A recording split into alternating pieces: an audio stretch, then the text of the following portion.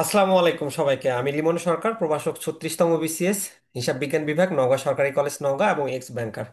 আজকের প্রথম ক্লাসে আমরা স্বাগতম জানাচ্ছি trade finance and foreign exchange.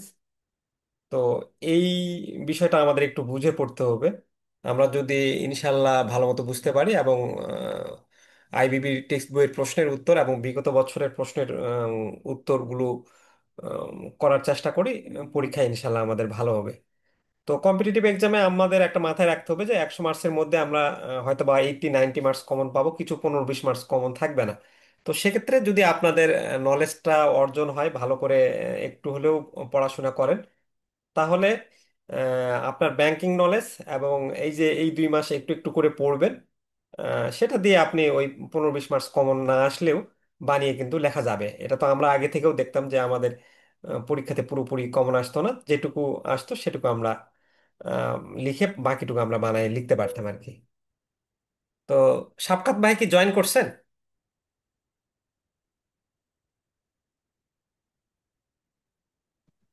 আসসালামু আলাইকুম রহমতুল্লাহ। জি, হ্যাঁ। আমি জয়েন করছি। আচ্ছা। ভালো আছেন? হ্যাঁ, ভালো আছি। আপনি তো মনে হয় পাবনাতে এখন, তাই না? জি জি, পাবনাতে। ফার্স্ট পার্ট তাহলে এবার কমপ্লিট হয়ে গেল। জি, ফার্স্ট পার্ট কমপ্লিট হয়ে গেল আলহামদুলিল্লাহ। হ্যাঁ, আপনি মনে হয় যাক, আপনাকেও ধন্যবাদ হ্যাঁ, কোঅপারেশন করছিলেন, আচ্ছা। পাশে থাকার জন্য। বড় ভাই হিসেবে পাশে ছিলেন, এটা হচ্ছে সবচেয়ে বড় বিষয়। যখন যেমন হেল্প চাইছি করছেন, কখনো বিরক্ত ফিল করেন না, এটার জন্য আন্তরিকভাবে ধন্যবাদ আপনাকে। আশা করি সামনের বারও পাবো ওইভাবে, ইনশাল্লাহ। ইনশাল্লাহ ভাই। আর আমি একটু বলে নেই যে আমি তো চেষ্টা করবোই, তারপরও আপনারা মানে দেখাচ্ছে যে আমি যদি ঠিক মতো প্রপারলি মানে ওই টাইমে রিপ্লাই না দিতে পারি, পরে আমি তো দিই, চেষ্টা করি মানে কখনো আনরিপ্লাই হয় না। বাট টাইমটা যদি এবার মনে হয় একটু মানে এলোমেলো হইতে পারে, বাট আমি রিপ্লাই দিব অবশ্যই। মানে যে কোনো প্রবলেমের কথা বললে আপনারা গ্রুপে, সেটা আমি সলভ করার চেষ্টা করি। আর এআইবিবির বইয়ের ক্ষেত্রে আমরা সাজেশনগুলো রেডি করব, যেটা সামনে পিডিএফ গুলো সাজেশন গুলো পাবেন।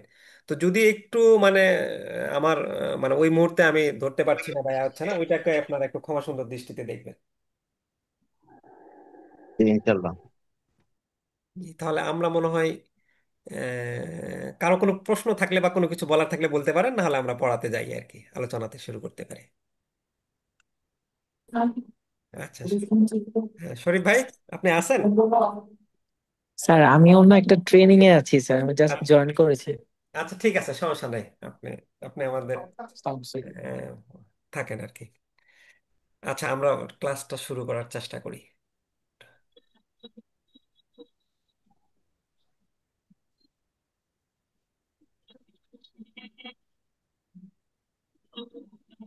একটু আমি আমার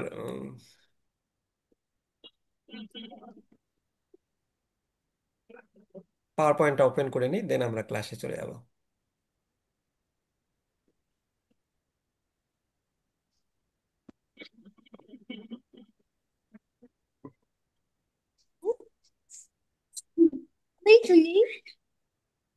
আচ্ছা সবাই, আমি তো একজন একজন করে, মুস্তফা ভাই একটু আপনার কাইন্ডলি মিউট করবেন।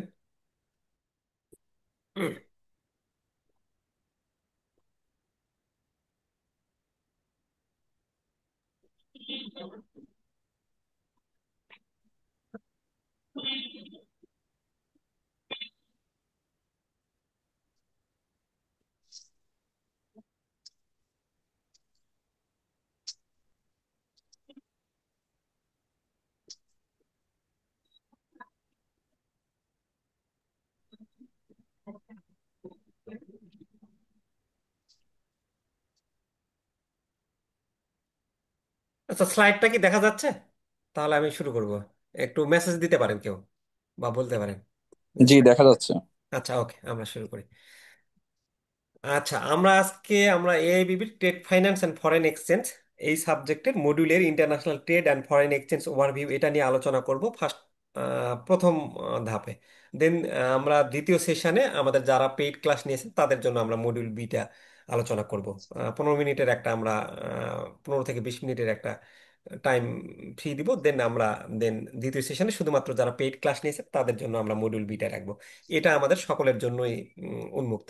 তো আমি নর্মালি বলি যে যে কোনো সাবজেক্টের আপনি ফার্স্ট পার্ট যারা কমপ্লিট করে ফেলছেন তারা দেখছেন, বা সেকেন্ড পার্টেও যারা পড়বেন, যে কোনো সাবজেক্টের মডিউল এটা খুবই গুরুত্বপূর্ণ। এখান থেকে আমরা দেখি যে আহ, প্রতি বছর হয় কোনো কোনো সাবজেক্টে একটা সেট থাকে, একটা সেট থাকলেই তো 20 মার্কস, বা কখনো 25 মার্কস পর্যন্ত থাকে, 15-20 থাকে। তো সেক্ষেত্রে আমরা মডিউলে এটা খুব গুরুত্ব দিয়ে কিন্তু পড়ার চেষ্টা করব।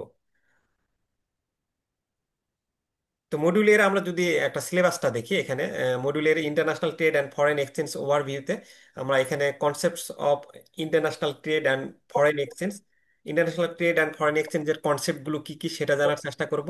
ডোমেস্টিক অ্যান্ড ইন্টারন্যাশনাল ট্রেড নিয়ে আলোচনা করব। Recording of international trade and foreign exchange transaction components.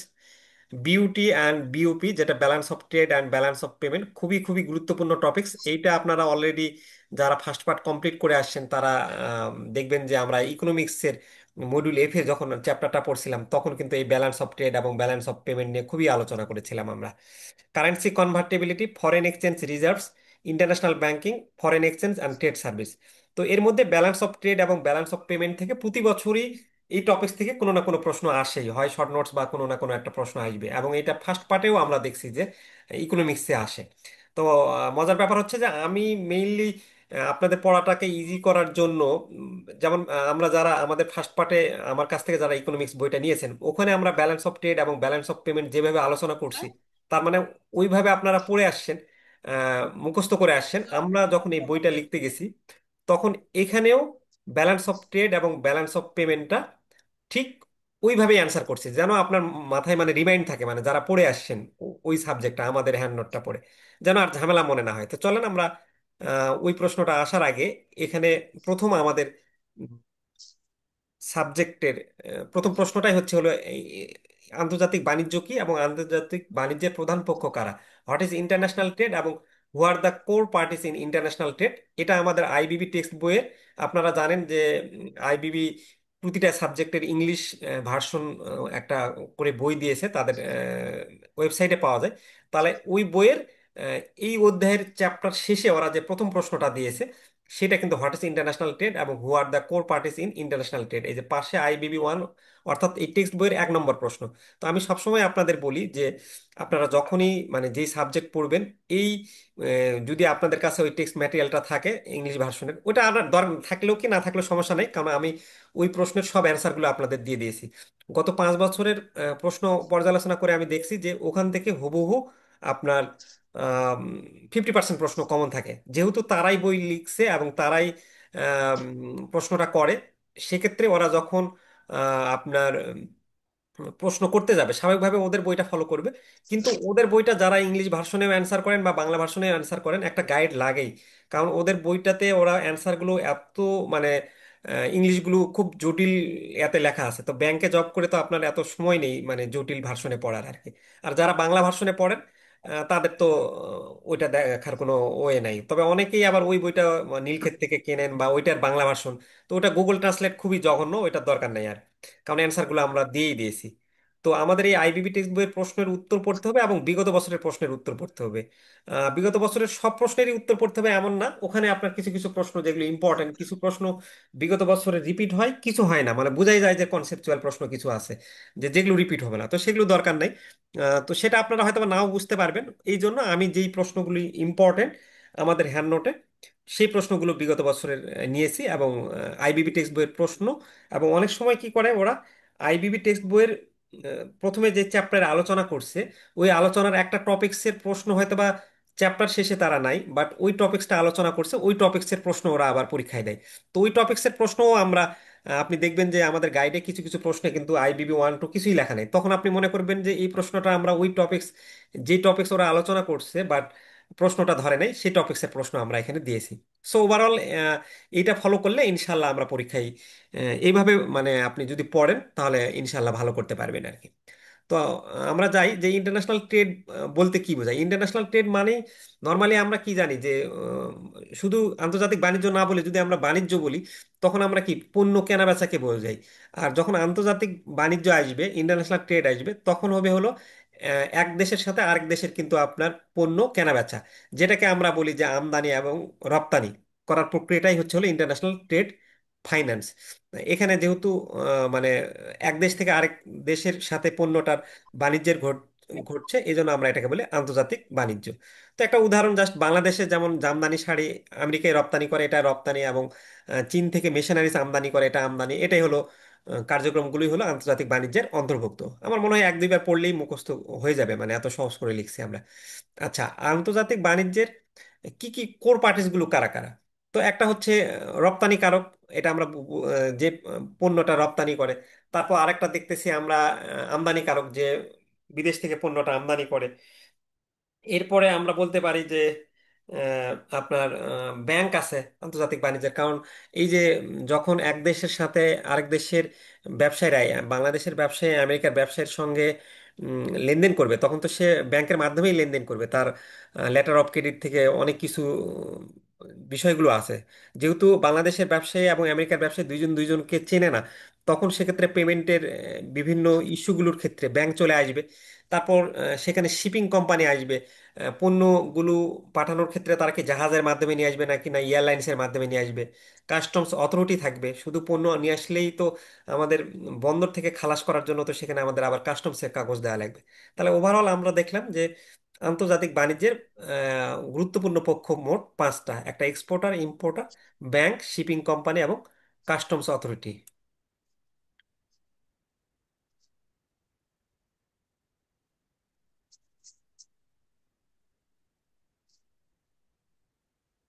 আচ্ছা, দ্বিতীয় নম্বর প্রশ্নটা আমাদের হচ্ছে হলো, what are the key trade theories and barriers and how have they evolve?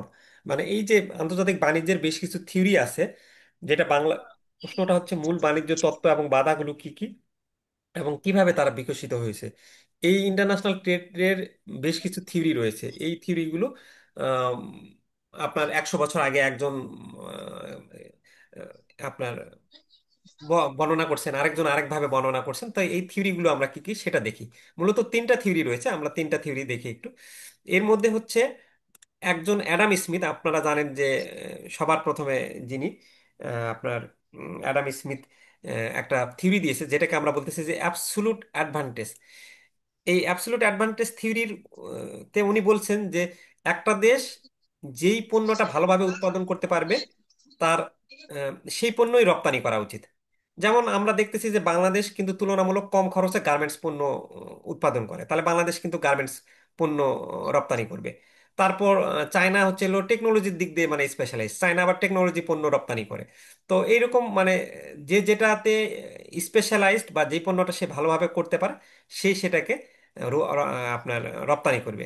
আর একটা বলতেছে কম্পারেটিভ অ্যাডভান্টেজ, যেটার এই তত্ত্বের প্রবক্তা হচ্ছিল ডেভিড রিকার্ডো। আর অ্যাবসলিউট অ্যাডভান্টেজ তত্ত্বের প্রবক্তা হচ্ছিল অ্যাডাম স্মিথ। তো এইটা আবার বলতেছে যে আহ, এক একটা পণ্য উৎপাদনে কেউ কেউ আছে যে তার এই এই সেক্টরে সে দক্ষ বেশি, তাহলে সেইটাতেই সে বিশেষায়িত হবে। যেমন বলতেছে যে বাংলাদেশ হবে গার্মেন্টসে, তারপর চীন আমরা বলতেছি যে ইলেকট্রনিক্সে সে বিশেষায়িত। আর মার্কেন্টাইল তত্ত্ব এটা হচ্ছে হলো অনেক আগের তত্ত্ব, মানে পুরোনো একটা তত্ত্ব। 150-200 বছর আগে এই তত্ত্বতে বলতো যে আমার টার্গেটই হচ্ছে রপ্তানি বেশি করা এবং আমদানি কম করা। এই রপ্তানি বেশি করলে এবং আমদানি কম করলে আমার দেশের ধন সম্পদ বা সোনা রূপা বাড়বে, যেহেতু এটা অনেক আগের একটা তত্ত্ব। এবং এই তত্ত্বর আলোকে ইংল্যান্ড কি করতো, ওই যে আপনি দেখতেছেন যে 1700 শতকে ইংল্যান্ড কিন্তু প্রত্যেকটা দেশে গিয়ে উপনিবেশ করতো, সে এখানকার মাল নিয়ে গিয়ে, কি মজার ব্যাপার কি দেখেন, আমাদের নীল বা আমাদের সুতা টুতা নিয়ে গিয়ে সে ইংল্যান্ডে নিয়ে যে প্রসেস করতো, প্রসেস করে সে নিয়ে আসে ফের আবার আমার কাছে বিক্রি করতো আর কি, মানে রপ্তানি করতো। এটা হচ্ছিল মার্কেন্টাইল তত্ত্ব আর কি। তাহলে আমরা তত্ত্ব দেখলাম তিনটা: একটা হলো অ্যাবসলিউট অ্যাডভান্টেজ, যেটা কিনা অ্যাডাম স্মিথ করেছে, আর একটা হলো কম্পারেটিভ অ্যাডভান্টেজ, ডেভিড রিকার্ডো। আর মার্কেন্টাইল তত্ত্ব তো অনেক আগের। আচ্ছা, আমাদের এই যদি আমরা ট্রেড করতে যাই, তো ট্রেডের তো বিভিন্ন ব্যারিয়ার আছে। হ্যাঁ, এই যে কিছুদিন আগে আমাদের ডোনাল্ড ট্রাম্প এই যে ট্যারিফ বাড়াইলো না, তো এগুলোর বিভিন্ন প্রতিবন্ধকতা আছে। যে বিভিন্ন কিছুর মাধ্যমে আমরা অনেক সময় আমদানিটাকে হ্রাস করতে চাই। আহ, তো এটা তো সরকারের তো বিভিন্ন পলিসি থাকে, যে যখন সরকার চায় যে দেশীয় ইন্ডাস্ট্রিগুলো ডেভেলপ করুক, তখন আমি তো বিভিন্নভাবে আমদানি করা পণ্যের উপর কর বসানোর চেষ্টা করি। তো তো একটা বাণিজ্য প্রতিবন্ধকতা হচ্ছে হলো ট্যারিফ। যেমন আমদানিকৃত পণ্যে সরকার কর বসায়। আমাদের দেশে আমরা কি দেখি যে বিদেশি গাড়িগুলোতে নর্মালি জাপানে যেটা প্রাইস, কিন্তু আমাদের দেশে আসে মানে এত বেশি ট্যারিফ বসানো হয়, 100% 200%, যে এটার দাম প্রায় দ্বিগুণ হয়ে যায়। তারপর এখানে একটা কোটা সিস্টেম আছে যে নির্দিষ্ট পরিমাণ পণ্য আমদানির সীমা আমরা বলে দিব যে এতটার উপরে তুমি পণ্য আমদানি করতে পারবে না। যেমন ভারত থেকে তুমি 10,000 টন চাল আমদানি করবা, এর উপরে তুমি আমদানি করতে পারবে না। সরকারি ভর্তুকি আমরা অনেক সময় আমরা কি করি যে স্থানীয় শিল্পকে সহায়তা প্রদান করি আর কি। যেমন উদাহরণ ইউরোপের কৃষকদের ভর্তুকি। ইম্বার্গো, ইম্বার্গো মানে কি একবারে ওই দেশের সঙ্গে পুরোপুরি বাণিজ্য বন্ধ। যেমন উত্তর কোরিয়ার সঙ্গে বাণিজ্য নিষেধ। অনেক সময় আমেরিকা কি করে, আম, এই আমেরিকার পাশের রাষ্ট্রটার নাম কি, সমাজতান্ত্রিক রাষ্ট্র, কেউ বলতে পারবেন আমেরিকার পাশে যে সমাজতান্ত্রিক রাষ্ট্রটা আছে?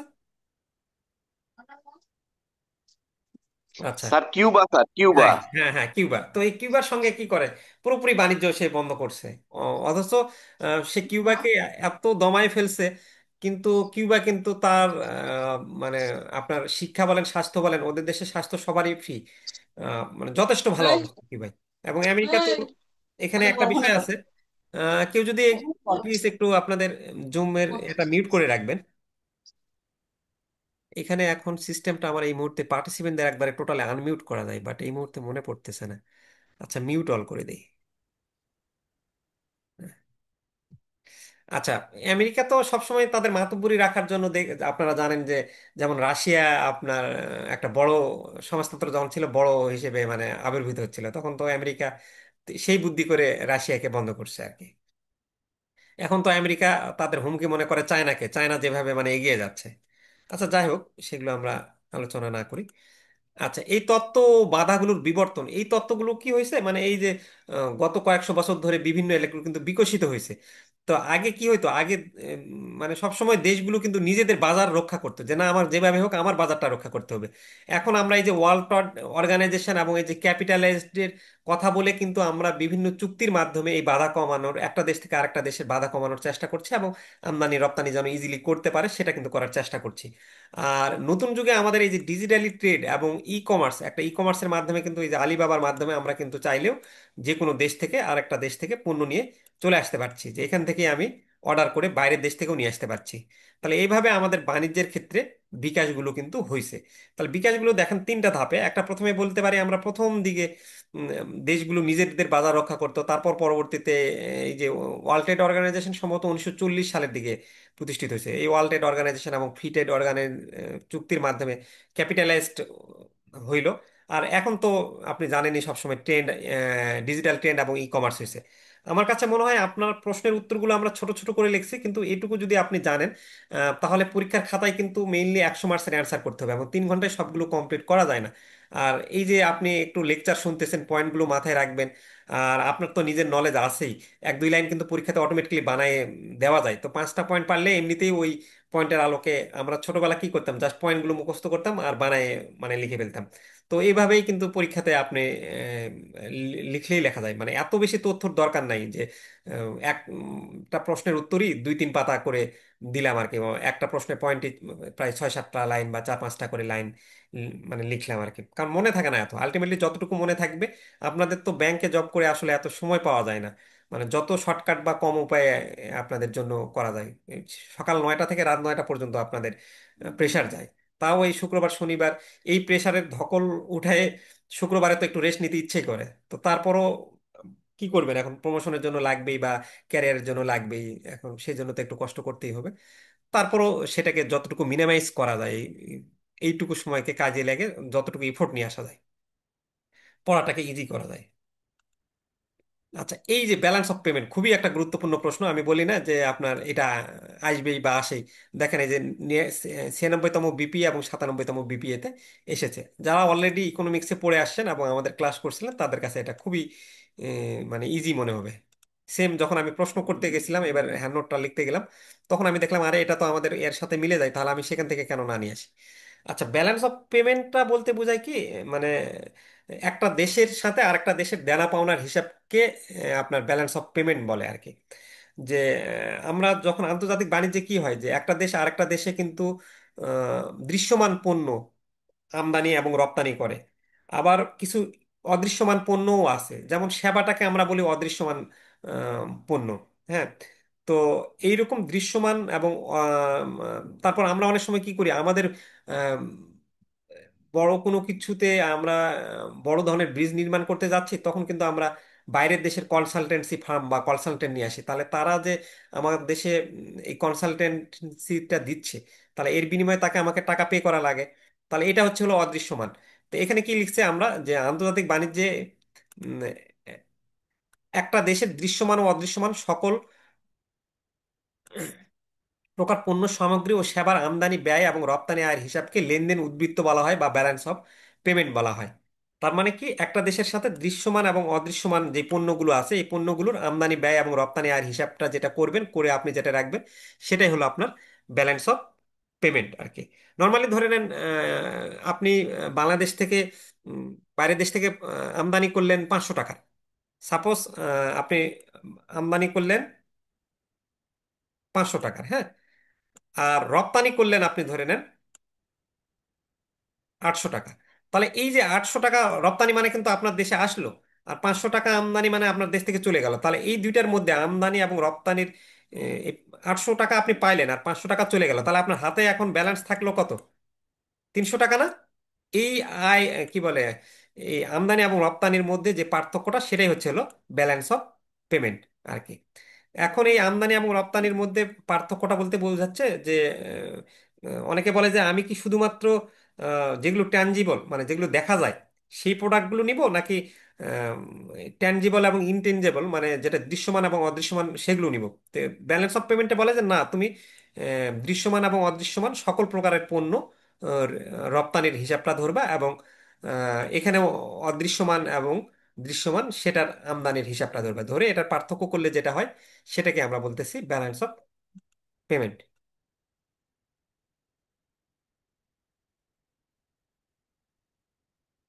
আচ্ছা, এরপরে এই যে এটাকে আমরা সংক্ষেপে দেখাইছি এখানে, এই যে ব্যালেন্স অফ পেমেন্ট বলতে আর মাইনাস পি। এই আর তে বুঝাইছি আমরা মোট প্রাপ্তি, আর পি তে বলতে বুঝাইছি মোট দেনা। এখন আসেন এই ব্যালেন্স অফ পেমেন্টকে আমরা তিন ভাগে ভাগ করি। একটা হলো ফেভারেবল ব্যালেন্স অফ পেমেন্ট, অনুকূল উদ্বৃত্ত। আর একটা হলো আনফেভারেবল ব্যালেন্স অফ পেমেন্ট, আর একটা হলো নিউট্রাল ব্যালেন্স অফ পেমেন্ট। এখন ফেভারেবল ব্যালেন্স অফ পেমেন্ট মানে এটাকে অনেকে বলে পজিটিভ ব্যালেন্স অফ পেমেন্ট। অর্থাৎ যখন আপনার একটা দেশে রপ্তানির পরিমাণ আমদানির চেয়ে বেশি হবে। কারণ এখানে আপনি একটা জিনিস খেয়াল করেন, এখানে আপনি তো আর মানে এখানে মোট প্রাপ্তি মানে রপ্তানির টাকাটা আপনি দিবেন। এখানে যখন আপনি ধরে নেন আয়ের জায়গায় আমি ওই যে আগের উদাহরণে 800 দেখালাম, মাইনাস এখানে পি হচ্ছে হলো আপনার দেনা মানে আপনি যেটা পরিশোধ করবেন। তাহলে এই 800 থেকে 500 বিয়োগ করলে আপনার এক্সট্রা থাকতেছে কত? 300 টাকা। তাহলে এটা হচ্ছে হলো আপনার ফেভারেবল ব্যালেন্স অফ পয়েন্ট। আর যদি আপনার আনফেভারেবল ব্যালেন্স অফ পয়েন্ট মানে কি, এটা মাইনাস হবে। ব্যাপারটা বলতেছে যে আপনার আমদানিটা বেশি হবে রপ্তানির চেয়ে কম। তো আপনি ধরে নেন 1200 টাকার আমদানি করলেন, হ্যাঁ। আর তাহলে আমরা এখানে বলতেছি যে এখানে মোট দানা 1200 টাকা এখানে থাকলো, আর রপ্তানি করলেন আপনি মনে করেন 700 টাকা। তাহলে আপনার এটা কি মাইনাস অবস্থায় থাকলো না? 500 টাকা আনফেভারেবল অবস্থায় থাকলো না? তাহলে মাইনাস অবস্থায় চলে গেল। এটাই হলো প্রতিকূল লেনদেন উদ্বৃত্ত। অর্থাৎ আপনি মাথায় রাখবেন যে রপ্তানির চেয়ে আমদানি যদি কম হয়, তাহলে সেটা হয়ে যাবে আনফেভারেবল ব্যালেন্স অফ পয়েন্ট। আর তাহলে নিউট্রাল ব্যালেন্স অফ পেমেন্ট কি হবে একজন বলেন, কি হইতে পারে?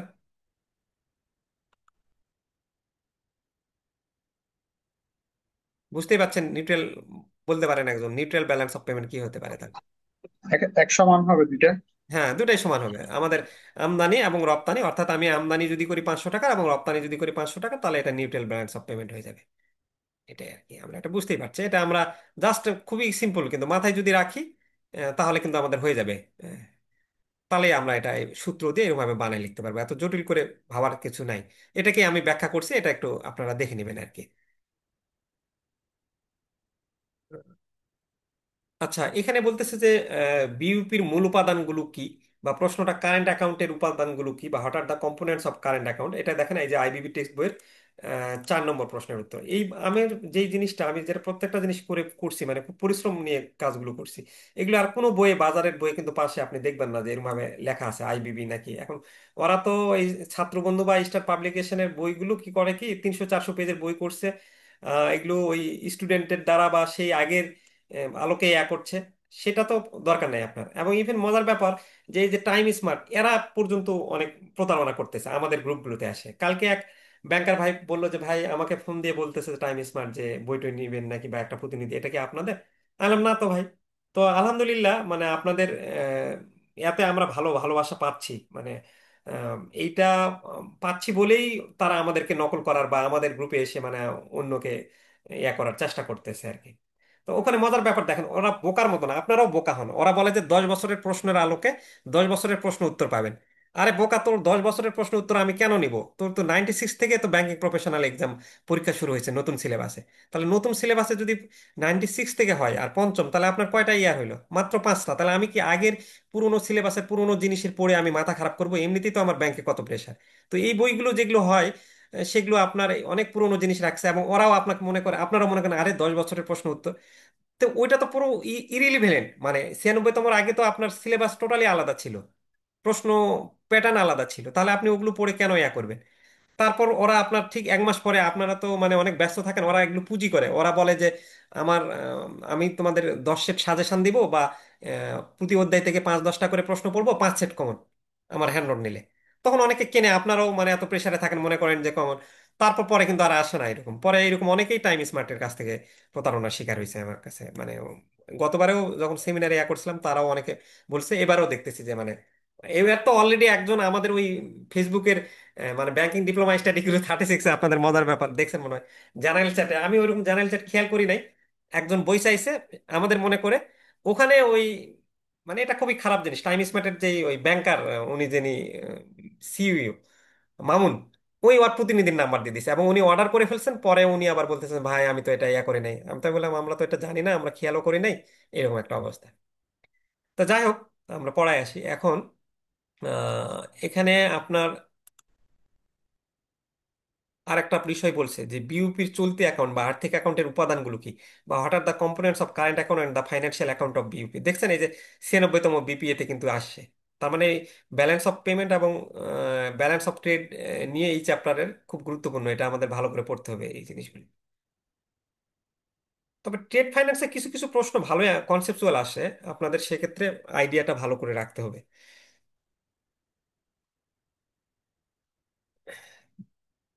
আচ্ছা, এখন আমরা দেখতেছি যে আমাদের কারেন্ট অ্যাকাউন্টের দুইটা জিনিস আছে। একটা হলো চলতি হিসাবে দৃশ্যমান এবং অদৃশ্যমান আমদানি ব্যয় এবং রপ্তানি আয় অন্তর্ভুক্ত করা হয়। ওই যে একই কথা মানে আপনি যখন আমদানি ব্যয় এবং রপ্তানি আয় অন্তর্ভুক্ত করবেন এখানে দৃশ্যমান এবং অদৃশ্যমান, একটা হলো ভিজিবল ইম্পোর্ট এবং এক্সপোর্ট আর একটা হলো ইনভিজিবল ইম্পোর্ট অ্যান্ড এক্সপোর্ট। এখন এই ভিজিবল ইম্পোর্ট এবং এক্সপোর্টকে ব্যাখ্যা করছে, বলছে যে ভিজিবল ইম্পোর্ট এবং এক্সপোর্ট সেটাই যেটা দেখা যায়, ধরা যায়, ছোঁয়া যায় এরূপ বস্তুগত পণ্য সামগ্রীকে দৃশ্যমান পণ্য সামগ্রী বলে।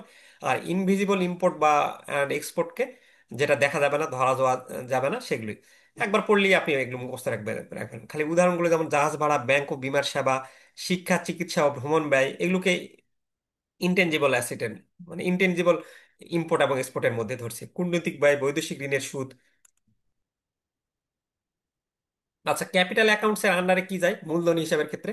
এখানে বলতেছে যে মূলধনী খাতে স্বল্প মেয়াদী এবং দীর্ঘমেয়াদী মূলধনের আগমন এবং নির্গমনের হিসাব অন্তর্ভুক্ত করা হয়েছে। কোনো দেশের মূলধনের আগমন ঘটলে তা লেনদেন উদ্বৃত্তে পাওনার দিকে অন্তর্ভুক্ত হয়, আমরা পাচ্ছি। আর যদি মূলধনের বহির্গমন ঘটে তা লেনদেন উদ্বৃত্তে দেনার দিকে অন্তর্ভুক্ত হয় আর কি। তো মূলধন রিলেটেড মানে এখানে টাকার অ্যামাউন্টটা বড় হবে, বুঝছেন?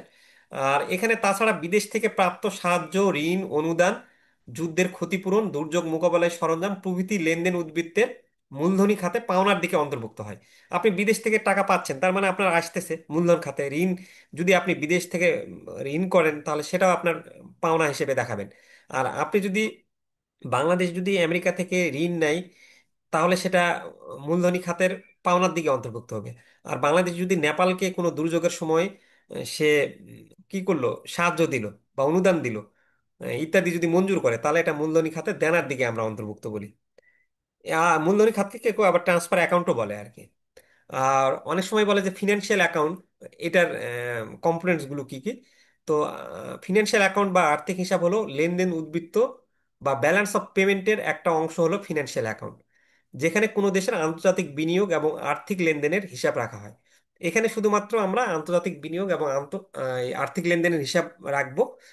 আর এই ফিনান্সিয়াল অ্যাকাউন্টসের উপাদানগুলো হচ্ছে, যেহেতু আমরা সংজ্ঞাতেই বলে দিচ্ছি যে এটা এখানে আন্তর্জাতিক বিনিয়োগ এবং আর্থিক লেনদেনের হিসাব রাখা হবে, তাহলে এখানে এই যে বিদেশি প্রত্যক্ষ বিনিয়োগ এই ফিনান্সিয়াল অ্যাকাউন্টের একটা উপাদান হবে। এটা হলো দীর্ঘমেয়াদী বিনিয়োগ, যেখানে কোনো দেশ বা প্রতিষ্ঠান অন্য দেশে ব্যবসা, কারখানা বা সম্পদে বিনিয়োগ করে।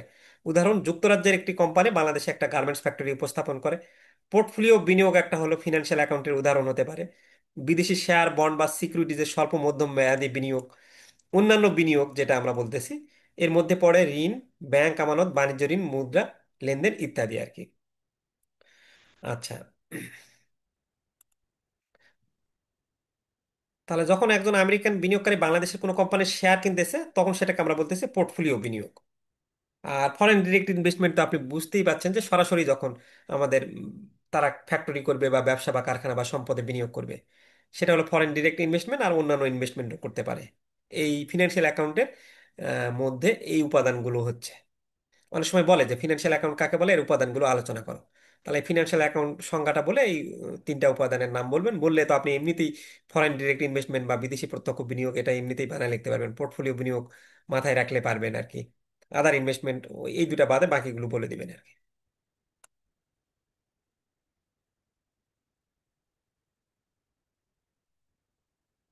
আচ্ছা, এখন আসেন যে আরেকটা গুরুত্বপূর্ণ, এই যে আমরা বললাম যে ব্যালেন্স অফ পেমেন্ট এবং ব্যালেন্স অফ ট্রেড একটা গুরুত্বপূর্ণ বিষয়, যে what is the balance of trade. Trade, balance of trade বলতে আমরা কি বুঝি? আচ্ছা, ব্যালেন্স অফ পেমেন্ট এবং ব্যালেন্স অফ ট্রেডের মূল পার্থক্যটা হচ্ছে, ব্যালেন্স অফ পেমেন্টে আপনার দৃশ্যমান এবং অদৃশ্যমান দুটোই আসে। আর ব্যালেন্স অফ ট্রেডে শুধুমাত্র দৃশ্যমান আসে, মানে যে প্রোডাক্টগুলো আপনি দেখতে পাচ্ছেন সেটারই আপনি ওখানেও আমদানি এবং রপ্তানির হিসাব হবে, এখানেও আমদানি এবং রপ্তানির হিসেব হবে। কিন্তু শুধুমাত্র এখানে আমরা আমদানি এবং রপ্তানির হিসাব করব হলো দৃশ্যমানগুলো। হুম, এটা করব কি ব্যালেন্স অফ ট্রেডে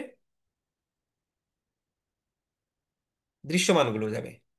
আর ওখানে আমাদের দৃশ্যমান এবং অদৃশ্যমান দুটোই যাবে। এই যে যেমন দেখেন বলেই দিছে, একটা আন্তর্জাতিক বাণিজ্য একটা দেশের কোনো নির্দিষ্ট সময়ে, নির্দিষ্ট সময়টা বলতে আমরা এক বছরের হিসাব নিকাশগুলো করি কিন্তু সবসময়, দৃশ্যমান বস্তুগত পণ্যের রপ্তানি আয় এবং আমদানি ব্যয়ের হিসাবকে বাণিজ্যিক উদ্বৃত্ত বলা হয়। তো এইটা হচ্ছে আমাদের ব্যালেন্স অফ পেমেন্টের উদাহরণ। ব্যালেন্স অফ পেমেন্টটাকে আমরা সংক্ষেপে কি, এই যে ব্যালেন্স অফ ট্রেডকে XRP মাইনাস এমপি, এটাকে ব্যাখ্যা করছি। বিটি দিয়ে আমরা বাণিজ্যের ভারসাম্য বুঝাইছি, XR দিয়ে রপ্তানি আয়, আর এমপি দিয়ে আমদানি ব্যয়।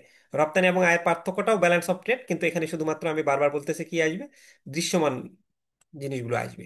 এটা ওই রকমই, ওই যে ফেভারেবল, এটা নিয়ে আর আলোচনা করছে না অলরেডি, মানে সেম জিনিসই। ফেভারেবল ব্যালেন্স অফ ট্রেড হতে পারে, ডিসফেভারেবল ব্যালেন্স অফ ট্রেড হতে পারে, নিউট্রাল ব্যালেন্স অফ ট্রেড হতে পারে। আমরা কিছুক্ষণ আগেই পড়লাম যে আমদানির চেয়ে রপ্তানি বেশি হলে সেটা হলো আমাদের ফেভারেবল ব্যালেন্স অফ ট্রেড। রপ্তানির চেয়ে আমদানি বেশি হলে সেটা হবে ডিসফেভারেবল ব্যালেন্স অফ ট্রেড। আর যখন আমদানি এবং রপ্তানি সেম হবে তখন হলো নিউট্রাল ব্যালেন্স অফ ট্রেড। এটাকে আমরা এই যে এরকম ভাবে দেখাই দিছি যে আমদানির চেয়ে রপ্তানি বেশি, এই জন্য বৃহত্তর চিহ্ন। আবার আপনার রপ্তানির চেয়ে আমদানি বেশি, এটা তো আমদানি বুঝাই, তাহলে আমদানিকে বড় হিসেবে দেখাচ্ছি। হ্যাঁ, আর যখন আমদানি এবং রপ্তানি দুইটা সমান, এই যে সমান চিহ্ন দিয়ে বোঝাচ্ছি, তাহলে নিউট্রাল ব্যালেন্স অফ ট্রেড। আচ্ছা, এই পর্যন্ত পড়াতে কি কারো কোনো বিষয় বা কোনো কিছু জানার আছে? তাহলে আমরা 6 নম্বর প্রশ্নে চলে যাব। স্যার ব্যালেন্স অফ পেমেন্টটা একটু বলবেন? আচ্ছা, ব্যালেন্স অফ পেমেন্ট গোলাম মোহাম্মদ সাইদ ভাই মনে হয় না? জি জি। ও, আচ্ছা। হাই ভাই, আপনি কি ফার্স্ট পার্টের, যদিও আপনি যদি জয়েন করেন সমস্যা নাই, এটা আপনার কি বলে ইকোনমিক্সের জন্য হয়ে যাচ্ছে। আপনি মনে হয় ফার্স্ট পার্টের জন্য আমাদের সাথে ইয়া করছেন না, জয়েন করছেন না? জি আমি ওই যে জেআইবিবি। হ্যাঁ ফার্স্ট পার্টের আচ্ছা, মানে। এটা আমরা কিন্তু সেকেন্ড পার্টের ক্লাস নিচ্ছি, তারপর আপনি আসেন জয়েন করে, ও সমস্যা নাই। আচ্ছা আচ্ছা আচ্ছা। সমস্যা নাই, আচ্ছা না। এই যে টপিকস গুলো আমি আলোচনা করছি সাইদ ভাই, এই টপিকস গুলো জি আপনার আবার ইকোনমিক্সে লাগবে, মডিউল এফ এ। জি জি সেম জি এইভাবে আমরা আমি। ওই বইয়ে লিখছি, মানে ওখানেও এই প্রশ্ন থেকে আসবে। আপনি যেহেতু জয়েন করে ফেলছেন, বের হওয়ার দরকার নাই, জি, শোনেন আলোচনাগুলো কাজে আচ্ছা দিবে। আচ্ছা। না আচ্ছা, ঠিক আছে। আচ্ছা, ওকে। আচ্ছা, ব্যালেন্স অফ পেমেন্টটা আমি বলছিলাম কি, যে ব্যালেন্স অফ পেমেন্টেও এখানে আমদানি এবং রপ্তানির মধ্যে আমরা পার্থক্যটা দেখি। বাট ব্যালেন্স অফ পেমেন্টে আমরা আহ, দৃশ্যমান এবং অদৃশ্যমান দুইটা পণ্যই নেই। যে আমি বাংলাদেশ থেকে কি গার্মেন্টস বা আম বা চাল ডাল তেল, এগুলো তো আমরা দৃশ্যমান বলতেছি, এগুলো আমদানি হতে পারে রপ্তানি হতে পারে। আর যখন আমি আবার ওই যে অদৃশ্যমান কোনগুলো দেখাচ্ছে, যে যখন সেবা খাতে যখন এটা বলতেছে যে কনসালটেন্সি ফার্ম অথবা শিক্ষা বা চিকিৎসা, এগুলোকে তো আমরা অদৃশ্যমান মধ্যে ফেলাই আর কি। তো ব্যালেন্স অফ পেমেন্টে দুইটাই আসবে, আর ব্যালেন্স অফ ট্রেডে শুধুমাত্র দৃশ্যমান আসবে, এটাই। আচ্ছা, 8 নম্বর প্রশ্ন দেখেন, আইবিবির 8 নম্বর প্রশ্ন আমরা বলছি, আমি শুধুমাত্র টেক্সট বইয়ের যে প্রশ্নগুলো আছে আইবিবির, সেগুলো তো আমাদের পড়তেই হবে, কারণ এগুলো থেকে কোনো বাঁচার উপায় নেই। তো এই জন্য আমরা এটা নিয়েছি কিন্তু। How can you explain countries positive balance of trade position in a given period and its impact to the economy? অর্থাৎ বলছে যে একটা নির্দিষ্ট সময়ে দেশের ইতিবাচক বাণিজ্য ভারসাম্য অবস্থান এবং অর্থনীতিতে এর প্রভাব কি, ব্যাখ্যা করুন। অর্থাৎ বলতেছে, প্রশ্নটা বুঝলে কিন্তু অ্যান্সার আমরা অলরেডি মানে দিয়ে দিতে পারবো, যে একটা কান্ট্রি যদি পজিটিভ ব্যালেন্স অফ ট্রেড পজিশনে থাকে একটা পিরিয়ডে, তাহলে এটার ইম্প্যাক্ট কি হবে economy. Positive balance of trade পজিশনে থাকা মানে কি, আমাকে কেউ একজন বলতে পারবেন? যদি একটা কান্ট্রি, মানে এটা যদি বুঝতে পারেন, তারপর বাকি পয়েন্টগুলো আপনি নিজেই বানায় লিখতে পারবেন। Positive balance of trade, trade পজিশনে থাকা মানে কি? মানে আমদানিটা বেশি। না না না, আমদানি বেশি না তো। আরেকজন কেউ বলবেন? মানে আমার রপ্তানি বেশি, হ্যাঁ আমদানি হ্যাঁ কম। হ্যাঁ হ্যাঁ হ্যাঁ হ্যাঁ। পজিটিভ ব্যালেন্স অফ ট্রেড মানে আমার রপ্তানি বেশি। আমরা ওই যে পজিটিভ নেগেটিভ তিনটা ভাগে ভাগ করলাম না, একটা পজিটিভ, একটা নেগেটিভ, একটা নিউট্রাল। তাহলে পজিটিভ মানেই আমার রপ্তানি বেশি। তাহলে রপ্তানি বেশি হইলে আপনার এর ইকোনমিতে ইম্প্যাক্ট কি হবে? ইকোনমিতে ইম্প্যাক্ট আপনার দেশের মুদ্রার রিজার্ভ বাড়বে, আপনি কি বলে কর্মসংস্থান আপনার ক্রিয়েট হবে, এগুলি তো আসবে ইকোনমিতে ইম্প্যাক্ট, তাই না? রিজার্ভ বেশি থাকবে। আচ্ছা, তাহলে এটাই আমরা দেখি এখন একটু, দেখেন। আচ্ছা,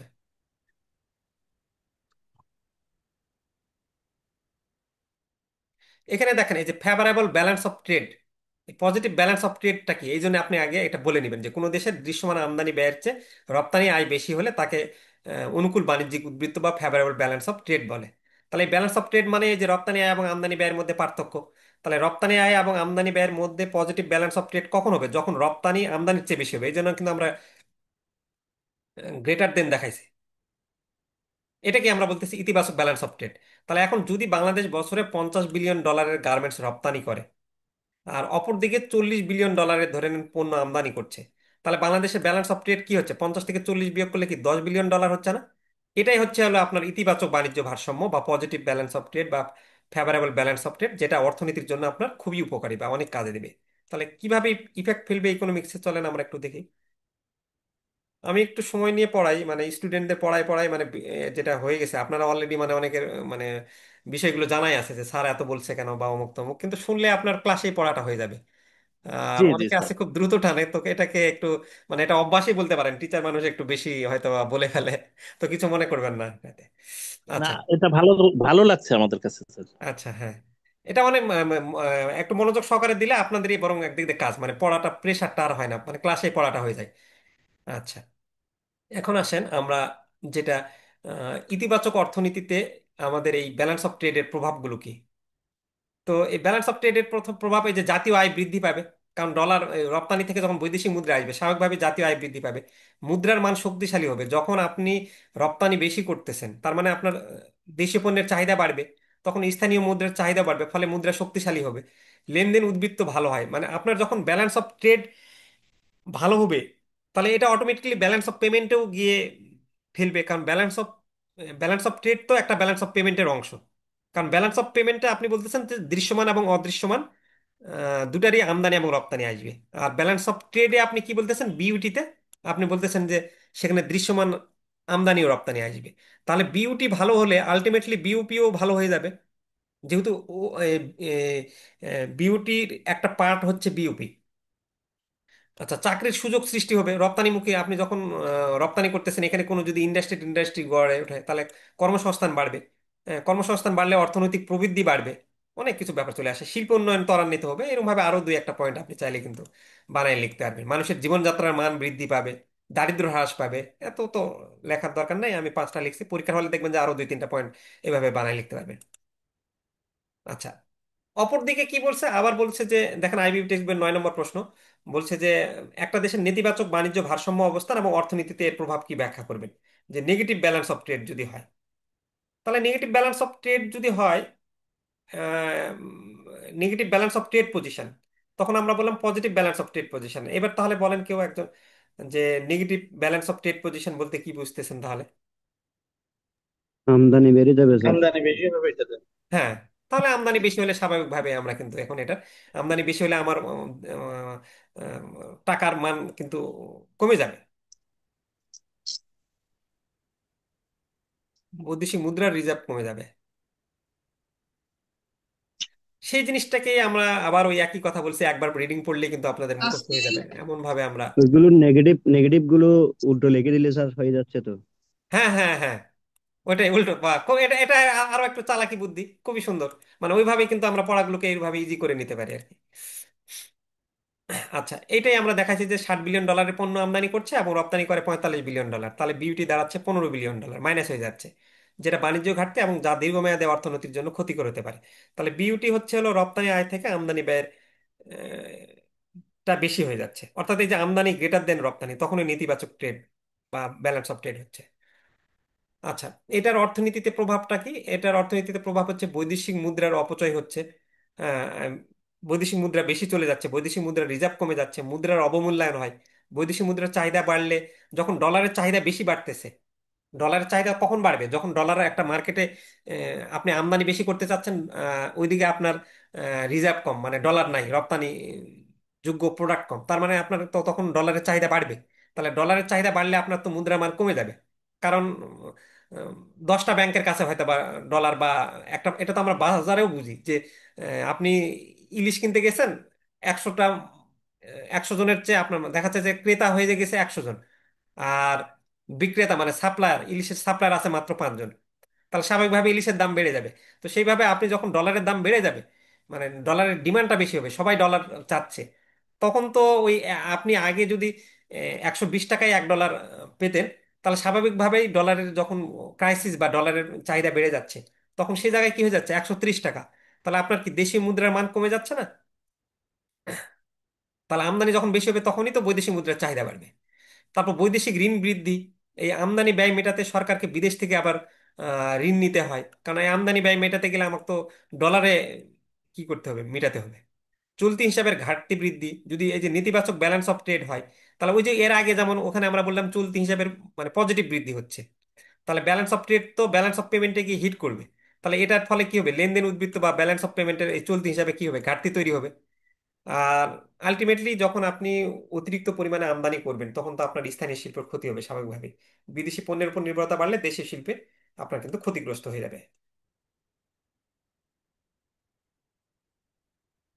তো এই ছিল আমাদের এই প্রশ্নটা। আমার মনে হয় এগুলো আপনারা 1-2বার করে দেখলেই হবে না। আমি যেটা সবসময় মাথায় রাখি যে আপনারা ব্যাংকে জব করেন, কিভাবে প্রশ্নগুলোর অ্যান্সারগুলো আরো ইজি করা যায় বা কিভাবে প্রশ্নের অ্যান্সারগুলো লিখলে আপনাদের মুখস্থ থাকে। তো যেভাবে আলোচনা করছে এই জিনিসটা মনে হয় দেখতে পাচ্ছেন। আচ্ছা, এখন বলতেছে যে can BOT of a country be positive and BOP of the same country is negative, অর্থাৎ বলছে যে একটা দেশের ব্যালেন্স অফ ট্রেড কি যদি পজিটিভ হয় এবং ব্যালেন্স অফ পেমেন্ট কি ওই সেম কান্ট্রির মানে নেগেটিভ হবে কিনা আর কি। যে ব্যালেন্স অফ ট্রেড মানে ব্যাপারটা বোঝেন ভালো করে, যে ব্যালেন্স অফ ট্রেড পজিটিভ হইলো, ব্যালেন্স অফ ট্রেড পজিটিভ হওয়ার পরও ব্যালেন্স অফ পেমেন্ট নেগেটিভ হতে পারে কিনা, এটা কি কেউ বলতে পারবেন? যে ব্যালেন্স অফ ট্রেড যদি পজিটিভ হয়, মানে ব্যালেন্স অফ ট্রেড পজিটিভ হলেই কি ব্যালেন্স অফ পেমেন্ট মানে পজিটিভ হবে? না, হবে আচ্ছা, না তো। হবে হ্যাঁ না। হ্যাঁ হ্যাঁ, মানে সেটা পজিটিভ হতেও পারে নাও হইতে পারে কিন্তু। হুম। হ্যাঁ, মানে বিষয়টা, কারণ বড় হচ্ছে কি balance of payment, balance of পেমেন্টে। হ্যাঁ, আচ্ছা, এটা আপনি যে বললেন এটা খুব ভালো বিষয় যে আপনি বললেন যে ব্যালেন্স অফ পেমেন্ট পজিটিভ হইলো কিন্তু ব্যালেন্স অফ পেমেন্ট পজিটিভ হইলো না, নেগেটিভ হইলো। তাহলে নেগেটিভটা কেন হইতে পারে বলেন তো একটু? এইটা পজিটিভ হইলো বিউটি, কিন্তু ব্যালেন্স অফ বিউটি পেমেন্ট তো পজিটিভ না হয়ে নেগেটিভ হইলো, কারণ নর্মালি তো ব্যালেন্স অফ ট্রেডই তো অদৃশ্যমান ব্যালেন্স অফ পেমেন্টের অংশ। হ্যাঁ, ইনটেনজিবল রপ্তানিটা কম হলো। হুম হুম হুম হুম, রাইট রাইট রাইট, ওইটাই, হ্যাঁ। মানে এটা তো ট্যানজিবল এবং ইনট্যানজিবল দুটোই অংশ আছে, আর এখানে শুধু ট্যানজিবল আছে। তাহলে এখানে ট্যানজিবল গুলো এখানে মানে যদি বেশি হয়ে যায়, কিন্তু পরে যদি এইদিকে আবার ফের ও ইনটেনজিবল মানে ধরে নেন আপনার শিক্ষা খাত বা সেবা খাত বা ওই যে কনসালটেন্সি, এগুলো যদি বেশি নিয়ে ফেলে মানে ওইদিকে আমদানি চলে গেল ওই আরেকটা প্রোডাক্টের, তখন আমদানি বেশি নিয়ে ফেললে তো আলটিমেটলি নেগেটিভ হয়ে যেতে পারে। তা একটু ধরতে পারছেন আপনি গোলাম মোহাম্মদ সাইদ ভাই, ধন্যবাদ, ভালো বুঝতে পারছেন তো। আচ্ছা, ওটাকেই ব্যাখ্যা করছে যে বিউটি কেবল দৃশ্যমান পণ্য আমদানি এবং রপ্তানির হিসাব রাখে, আমরা পড়লাম। আর কিন্তু বিউপি হচ্ছে আরো বড়। বিউপিতে আমরা কি করি, সেবামূলক লেনদেন, বিদেশি ঋণ ও সুদ, অনুদান, বিনিয়োগ ও প্রবাসী আয়, এগুলো সবকিছু অন্তর্ভুক্ত হয় কিন্তু বিইউপিতে। ওই যে বিইউপির একটা অংশ আমরা তিনটা ভাগ করলাম না, যে financial account, capital account, current account. আচ্ছা, তাই একটা দেশ যদি পণ্য রপ্তানি করে বেশি আয় করে, যেটা হলো ইতিবাচক, ব্যালেন্স অফ ট্রেড, কিন্তু যদি সেবা কেনা, সুদ দেওয়া বা বিদেশি বিনিয়োগের কারণে বেশি টাকা বেরিয়ে যায়, তাহলে তার বিইউপি নেতিবাচক হতে পারে। উদাহরণ, বাংলাদেশ যদি গার্মেন্টস রপ্তানি করে ভালো আয় করে, যেটা হলো ইতিবাচক ব্যালেন্স অফ ট্রেড, কিন্তু বিদেশি ঋণের সুদ, ওই যে আমরা ঋণ নিয়েছি, আমরা রপ্তানি করতেছি ভালো, কিন্তু ওই যে ওইদিকে অনেক ঋণ নিয়েছি, ঋণ নিতে গিয়ে আমাদের প্রতি বছর সুদ দিতে হচ্ছে। পরামর্শ, ওই যে কিছুদিন আগে আর একটা কথা ভাইরাল হইলো না, যে আপনার স্বাস্থ্য উপদেষ্টা উনি কোথায় গিয়ে যেন এক ডাক্তারকে বলছে যে আমাদের তো বিদেশি ঋণের সুদ দিতেই অবস্থা খারাপ। ডাক্তার মনে হয় কি যেন বলছিল ওখানে, আমার মানে একটা ইয়াতে পড়লাম যে ম্যাডাম আমাদের তো এরকম হয়েছে, বলছে যে আপনাদের কি ডেভেলপ করবো, আমাদের তো ঋণের সুদ দিতেই অবস্থা খারাপ। তো তাহলে আপনি এইদিকে গার্মেন্টস এর খুব এক নম্বরে আছেন, কিন্তু এইদিকে ঋণ নিছেন, ঋণের সুদ দিতে হচ্ছে, তাহলে আপনার টাকা চলে যাচ্ছে। পরামর্শ সেবা, আপনি বড় বড় এজেন্সি বা কনসালটেন্সি গুলোকে আপনি অনেক টাকা দিচ্ছেন, হ্যাঁ, তো বিনিয়োগ বাবদ অনেক টাকা পাঠায়, এইরকম কারণে বিইপিটা নেতিবাচক হয়ে যেতে পারে। তাহলে এইরকম পরিস্থিতিতে সাধারণত উন্নয়নশীল দেশগুলোতে দেখা যায় যে যেখানে পণ্য রপ্তানি থাকলেও বিদেশি সেবা, পরামর্শ এবং ঋণের উপর নির্ভরতা বেশি থাকে।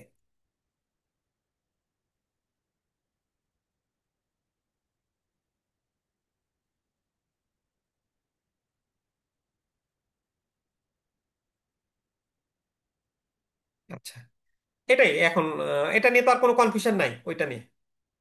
তাহলে আমরা এখন আসেন, এই যে আরেকটা প্রশ্ন দেখেন, এই 98তম ব্যাংকিং প্রফেশনাল এক্সামিনেশন এসেছিল, যেটা আইবিবিটিক্স বইয়ের 2 নম্বর প্রশ্নের উত্তর। আমরা কিন্তু প্রশ্নগুলো যখন আলোচনা করছি, একটা বইয়ের সিকোয়েন্স মেনটেন করে কিন্তু গাইড বইটা লিখছি, যে মানে এটার পর এটা আসবে, আন্তর্জাতিক বাণিজ্য তাহলে কাকে বলে, অমুক তমুক, এরকম ভাবে বইয়ের সিকোয়েন্স অনুসারে গেছে। কিন্তু আইবিবিটিক্স বইয়ে যেটা করছে ওরা, চ্যাপ্টারের শেষে দেখেন 1 নম্বর প্রশ্ন একটা, আবার ব্যালেন্স অফ ট্রেড মানে আরেকটাতে মানে চলে গেছে, চ্যাপ্টার শেষে ওরা থ্রোলি প্রশ্নগুলো দিয়েছে। তো তো ওইভাবে প্রশ্নের অ্যান্সার লিখলে আবার আপনারা মানে একটা ক্লাসও বুঝতে পারবেন না। ওই জন্য আমরা প্রশ্নগুলো ওদের বইয়ের আলোচনার থ্রুতে প্রথমে যেগুলো আলোচনা করছে বা ইন্ট্রোডাকশন বা সিলেবাস অনুসারে মানে প্রশ্নের সিকোয়েন্স করে আমরা গাইড বইটাতে দিয়েছি আর কি। যারা ইংলিশে পড়বেন তারা এমনি বইটা দেখতে পারেন, বাট ওই বই দিয়ে লেখা আপনাদের ব্যাংকে আসলে সম্ভব না, এমনি জাস্ট রিডিং পড়তে। ওখানে প্রশ্নের অ্যান্সারও দেওয়া নেই সরাসরি, জাস্ট বইয়ে এমনি থ্রোলি আলোচনা করা আছে। যদি আপনি এগুলো কভার করার পর সময় পান তাহলে পড়বেন, পড়তে পারলে তো ডেফিনেটলি ভালো। মানে পড়তে পারা মানে একটা জাস্ট রিডিং পড়া, তো রিডিং পড়লে যত পড়বেন তত তো নলেজ গ্যাদার হবে, তত তো কনসেপচুয়াল প্রশ্ন বানায় লিখবেন। বাট আগে আপনার যান বাঁচানো খরচ, যান বাঁচানোর জন্য আপনার যেভাবে প্রশ্ন উত্তর আসে সেগুলো আগে পড়লেন, পড়ার পর ওইটা পড়ার সময় পেলেন। যাদের সময় আছে ডেফিনেটলি ওয়েলকাম, যে আপনি এগুলোর পাশাপাশি যদি ওইটা পড়তে পারেন, বাট ওইভাবে সময় করা তো আপনাদের জন্য টাফ হয়ে যায়। আচ্ছা, এখন বলছে যে ব্যালেন্স অফ পেমেন্ট এবং ব্যালেন্স অফ ট্রেড এর মধ্যে পার্থক্যগুলো কি কি। আচ্ছা, ওই একই কথা, আমরা যেগুলো পড়ে আসছি, মৌলিক ধারণাগত পার্থক্য, ডেফিনেশন প্রথমে বলছে, এটা নিয়ে আর আলোচনা করতে যাচ্ছে না। স্কোপটা কি, ব্যালেন্স অফ ট্রেডে যেহেতু দৃশ্যমান পণ্য নিচ্ছে, তাহলে এই ব্যালেন্স অফ ট্রেডের স্কোপটা খুব সীমিত। আর ব্যালেন্স অফ পেমেন্টে যেহেতু দুইটা বিষয় আসতেছে, তাহলে এটার এটা অনেক এক্সটেন্ড হবে। আংশিক এবং পূর্ণাঙ্গ হিসাব, ব্যালেন্স অফ ট্রেডটা হচ্ছে হলো আন্তর্জাতিক বাণিজ্যের আংশিক হিসাব প্রকাশ করে, আর ব্যালেন্স অফ পেমেন্টটা কি করে, আন্তর্জাতিক বাণিজ্যের সামগ্রিক হিসাব প্রকাশ করতে পারে। তারপর এই যে বলছে বাণিজ্যিক উদ্বৃত্ত, কিছুক্ষণ আগে ওই প্রশ্নটা পড়লাম আমরা, ব্যালেন্স অফ ট্রেড অনুকূল হলে, পজিটিভ হলেও ব্যালেন্স অফ পেমেন্ট অনুকূল নাও হইতে পারে।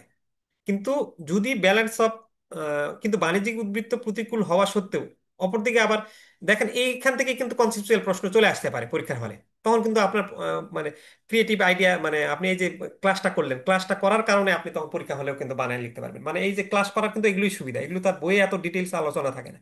এই যে এখানে প্রশ্নটা কিন্তু, এখানে একটা প্রশ্ন বানিয়ে দেওয়া যাবে যে ব্যালেন্স অফ এখন আপনার জানা থাকলে আপনি বানায় লিখতে পারবেন যে ব্যালেন্স অফ ট্রেড যদি প্রতিকূল হয়, প্রতিকূল হলেও লেনদেন উদ্বৃত্ত অনুকূল হতে পারবে কিনা ব্যাখ্যা করো। তখন আপনি যেহেতু জানেন, আপনি বলবেন যে ব্যালেন্স অফ ট্রেড যেহেতু শুধুমাত্র দৃশ্যমান পণ্য এটা থাকে, তাহলে এখানে যদি প্রতিকূল হয় তারপরও ব্যালেন্স অফ পেমেন্ট অনুকূল হতে পারে, কারণ সে অদৃশ্যমান থেকে রপ্তানি করে বেশি আয় পেতে পারে কিন্তু। তাহলে দেখেন এখান থেকেই কিন্তু দুইটা প্রশ্ন হতে পারে, যদিও নাই ওইভাবে। নীতি নির্ধারণে মানদণ্ড হিসেবে কাজ করে। আচ্ছা, তারপর আমরা বইয়ের প্রায় চলে আসি শেষে। হোয়াট আর দ্য কি functional areas of international banking, international banking এর কি ফাংশনগুলো কি কি, এগুলো খুবই এক দুইটা করে পয়েন্ট পড়লেই পারবেন। আন্তর্জাতিক বাণিজ্যে ব্যাংকের ভূমিকাগুলো কি, what are the role of banks in international trade. আন্তর্জাতিক বাণিজ্যে ব্যাংকের ভূমিকা কি, পেমেন্টে লেনদেনে সহায়তা করে ব্যাংক। এই যে আমদানি রপ্তানি, যখনই আমরা আমদানি রপ্তানি করি একটা ভায়া হিসেবে, এজেন্ট হিসেবে তো বাণিজ্য মানে কমার্শিয়াল ব্যাংক তো থাকেই আমাদের। তারপর আমাদের এলসি ইস্যুতে কি বলে করার ক্ষেত্রে বাণিজ্যিক ব্যাংক কি বলে আমাদেরকে সাপোর্ট দেয়। এই এলসিটাতে সাপোর্ট দেয় বলেই তো আহ, আমি যখন আপনার ইয়াতে আমেরিকাতে প্রোডাক্ট ডেলিভারি করতেছি, তো যখন আমি রপ্তানি করতেছি, তাহলে আমার ব্যাংক তো আমাকে ওই যে এলসি সাপোর্টটা দিচ্ছে বলেই আমি জানি যে আমার টাকাটা মার যাবে না আর কি। তারপর মুদ্রার বিনিময় পরিচালনার ক্ষেত্রে কি বলে বাণিজ্যিক ব্যাংক হেল্প করে। বাণিজ্য ঋণ দেওয়া, আমদানি রপ্তানির জন্য ব্যাংক ঋণ বা অর্থায়ন করে। এগুলো এমনি একটা পয়েন্ট, আপনারা নিজেরাই ব্যাংকে আসেন পারবেন এগুলো। ঝুঁকি কমানো, ব্যাংক কাগজপত্র যাচাই করে পেমেন্ট বা পণ্যের ঝুঁকি কমায়, কারণ ব্যাংকে তো সবকিছু ডকুমেন্টস দেখে, ডকুমেন্টস ছাড়া তো কোনো কিছু করা যাবে না। ব্যাংক তো আর ফটকা না যে এখানে আপনার রিস্ক থাকবে। আচ্ছা, অর্থনীতির জন্য মুদ্রার রূপান্তর যোগ্যতা কেন গুরুত্বপূর্ণ, বা why currency convertibility is important for an economy. দুর্বল মুদ্রা রূপান্তর যোগ্যতার কারণে একটা দেশ কি কি অসুবিধার মুখোমুখি হতে পারে, বা what disadvantage a country may face due to a poor currency কনভার্টেবিলিটি। অর্থাৎ বলতেছে যে আপনার দেশে মানে আপনি একটা মুদ্রা কনভার্টিবিলিটি মানে টাকা থেকে ডলারে, তো এখন টাকা থেকে ডলারে এই কনভার্টিবিলিটিটা যদি মানে খুব জটিল প্রসেস হয়, তাহলে তো সেখানে সেই দেশে ব্যবসা বাণিজ্য করা অনেক জটিল হয়ে দাঁড়াবে। তো ওগুলোকেই মানে বলবে যে একটা অর্থনীতিতে মুদ্রা মানে কারেন্সি কনভার্টেবিলিটি যদি আপনার ইজিলি না হয়, তাহলে তো ওই দেশে আপনার আন্তর্জাতিক বাণিজ্য হবে না। আর আন্তর্জাতিক বাণিজ্য না হলে তো বিদেশি বিনিয়োগ আকর্ষণ করবে না। বিদেশি বিনিয়োগ না হলে তো আপনার অর্থনৈতিক প্রবৃদ্ধি উন্নতি হবে না। আর অর্থনৈতিক প্রবৃদ্ধি না উন্নতি হলে আপনার তো লেনদেনে আস্থা তৈরি হবে না। আর এই দুর্বল মুদ্রা রূপান্তর যোগ্যতার সম্ভাব্য ক্ষতি, যদি কারেন্সি কনভার্টেবিলিটিটা খুব জটিল প্রসেস হয়ে থাকে, তাহলে তখন কিন্তু ব্যবসা এবং বিনিয়োগকারীরা সহজে মুদ্রা বলাতে পারে না, ফলে কি হবে, বাণিজ্য এবং বিনিয়োগটা কমে যাবে। এটা একটা পয়েন্ট হতে পারে। তারপর কালোবাজার গড়ে উঠবে, মানে অন্য কোনো ওয়েতে মুদ্রাটাকে কনভার্টেবল করা যায় কিনা। বিদেশি পণ্য সংগ্রহে সমস্যা হবে, দেশের আন্তর্জাতিক ভাবমূর্তি ক্ষতিগ্রস্ত হবে ওভারঅল।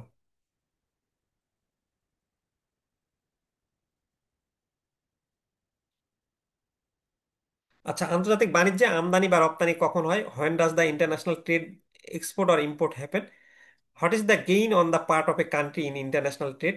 ইন্টারন্যাশনাল ট্রেডের মানে কারা গেইনের দিকে থাকে আর কারা লুজারের দিকে থাকে। তো গেইনের দিকে তো স্বাভাবিকভাবে রপ্তানি কারকরা থাকবে, আর আমদানি কারকরা তো লুজারের দিকে থাকবে। তাহলে আন্তর্জাতিক বাণিজ্য কখন হবে, যখন কোনো দেশ কোনো পণ্য কম খরচে বা দক্ষভাবে তৈরি করতে পারে আর অন্য দেশ তা পারে না, তখনই আমদানি রপ্তানি হয়। মানে আমদানি রপ্তানির বিষয়টা আসে কি কারণে, যেমন কিছু কিছু জিনিস আমাদের দেশ কিন্তু করতেই পারে না, ওই প্রোডাক্টটা উৎপাদনই করতে পারবে না।